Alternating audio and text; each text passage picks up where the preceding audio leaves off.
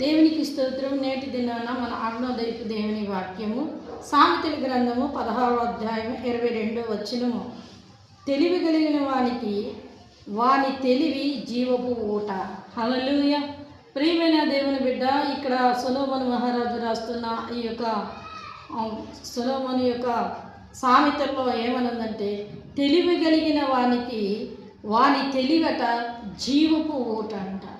అంటే తెలివైన వాడికి ఉన్న తెలివి ఇంకా ఊటలాగా వాని తెలివితేటలు ఉబక చేయబడతాయనేసి ఈ వాక్యం యొక్క సారాంశము.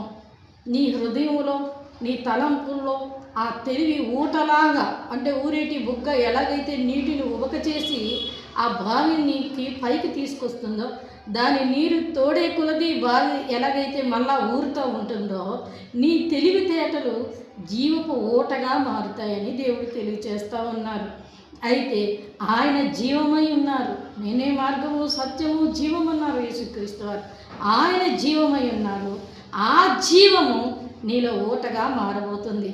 నీ తెలివి జీవముకై నువ్వు ఖర్చు పెట్టినట్లయితే, జీవము కొరకు నువ్వు ప్రయాసపడినట్లయితే, ఆ జీవము నీలో ఊరేటి బుగ్గగా ఊటగా మారి అనేకుల ఆత్మదాహం తీర్చి అనేకులకి ఆశీర్వాదకరంగాను, దీవెనికరంగాను, నిత్యత్వానికి, అమరత్వానికి నడిపించే వ్యక్తిగాను దేవుడు నిన్ను ఆశీర్వదిస్తారు.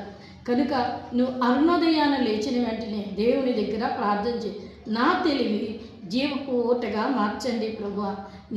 ఈ జీవపు ఊట దాహం కలిగిన వంటి వారికి నేను దాహాన్ని తీర్చే వ్యక్తిగా మార్చండి అని నువ్వు ప్రార్థన చేసుకుని ఈ వాక్యాన్ని పట్టుకొని నీ జీవితాన్ని ప్రారంభించు. త్వరలోనే నీ తెలివి జీవపు ఊటగా మారబోతుంది. అంటే మరుగై ఉన్న మన్నాను దేవుడు నీకు తెలివించి దాన్ని ఊటగా మార్చి అనేకులకి ఆశీర్వాదకరంగాను, దీవెనకరంగాను నిలబెడతాడు. ఆమేన్.